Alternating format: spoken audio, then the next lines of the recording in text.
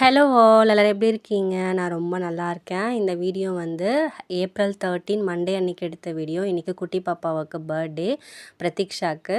இன்றைக்கி அவளோட 6th birthday.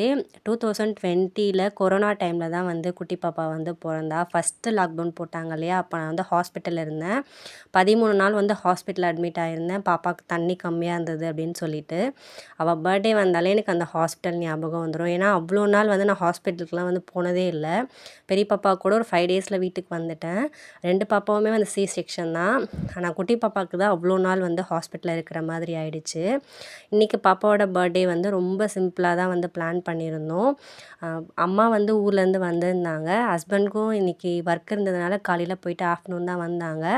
அவர் வர்றதுக்கும் அம்மா ஊர்லேருந்து வர்றதுக்கும் கரெக்டாக இருந்தது. எல்லோரும் போயிட்டு அம்மா பஸ் ஸ்டாப்பில் வந்து பிக்கப் பண்ணிக்கிட்டு வர வழியில் வந்து பாப்பாவுக்கு ட்ரெஸ் எடுத்துக்கிட்டு அப்படியே கேக் வாங்கிட்டு வந்துடலாம் அப்படின்னு சொல்லி கடைக்கு போயிருந்தோம்.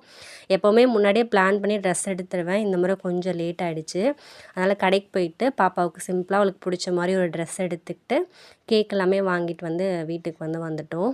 ஈவினிங் போல் டீ காஃபி எல்லாம் போட்டு குடிச்சிட்டு பசங்களை எல்லாமே ரெடி பண்ணிவிட்டு நானும் அம்மாவும் ரெடி ஆகிட்டு பாப்பாவை கூட்டிகிட்டு வந்து கோவிலுக்கு தான் வந்து போயிருந்தோம். காலையில் பாப்பா அங்கே வந்து எழுந்துக்கிறதுக்கே கொஞ்சம் லேட் ஆகிடுச்சு. 11 ஆனதுனால ரெடி ஆகிறதுக்கு கோவிலுக்கு வந்து கூட்டிகிட்டு போக முடியல. சரி ஈவினிங் கூட்டிகிட்டு போய்க்கலான்னு சொல்லிட்டு ஈவினிங் தான் வந்து பாப்பாவை கோவிலுக்கு கூட்டிகிட்டு போயிருந்தேன். எங்கள் வீட்டுக்கு பக்கத்துலேயே வந்து பிள்ளையார் கோவில் இருந்தது. அங்கே தான் கூட்டிகிட்டு வந்திருந்தேன். கிட்டத்தட்ட ஒரு 5 to 6 இயர்ஸ்க்கு மேலேயே இந்த ஏரியாவில் இருப்போம். இந்த கோவிலுக்கு நான் வந்ததே இல்லை. வீட்டுக்கு பக்கத்தில் தான் இருக்குது. ஃபஸ்ட் டைம் வந்து வந்திருந்தேன். ரீசெண்டாக வந்து 1 மந்த் முன்னாடி தான் வந்து கோவிலில் கும்பாபிஷேகமும் பண்ணியிருந்தாங்க. அப்போ கூட என்னால் வர முடியல. பாப்பா பர்த்டேக்கு தான் வந்து போயிருந்தேன். சாமி எல்லாமே கும்பிட்டுட்டு வீட்டுக்கு வந்தாச்சு. ஒரு 7:30 போல் கேக் வெட்டலான்னு சொல்லிட்டு தம்பிக்கிட்டேயும் தம்பி ஒய்ஃப்கிட்டேயும் வந்து சொல்லியிருந்தோம். அவங்களும் வந்துட்டாங்க. தம்பி தான் வர்றது கொஞ்சம் லேட் ஆகிடுச்சு. ஏன்னா கொஞ்சம் ஒர்க்காக வந்து ஆஃபீஸ் வரைக்கும் போயிருந்தார். சரி அதனால் நீங்கள் கேக் வெட்டிடுங்க, நான் வந்து ஜாயின் பண்ணிக்கிறேன்னு வந்து சொன்னார். பசங்களுக்கும் பசி எடுத்ததுனால ஃபஸ்ட்டு கேக் வெட்டிட்டா எல்லோரும் சேர்ந்து சாப்பிட்டுக்கலாம் அப்படின்னு சொல்லிட்டு கேக் வெட்ட ஆரம்பித்தாச்சு. பசங்க எல்லாருமே சேர்ந்து கேக் வெட்டிட்டு சூப்பராக வந்து பர்த்டே வந்து செலிப்ரேட் பண்ணியாச்சு. ரொம்ப சிம்பிளாக தான் வந்து எப்போவுமே பர்த்டே வந்து செலிப்ரேட் பண்ணுவோம். பாப்பாவோட ஃபஸ்ட் பர்த்டேக்கு தான் எல்லாருமே கூப்பிட்டு வந்து செலிப்ரேட் பண்ணோம். அவங்களுக்கு ஒரு ஹாப்பினஸ், கேக் வெட்டுறது, கிஃப்ட்டு கொடுக்குறது, எல்லாரையும் கூப்பிடுறது அதெல்லாமே வந்து 2 பாப்பாவுக்குமே ரொம்பவே பிடிக்கும்.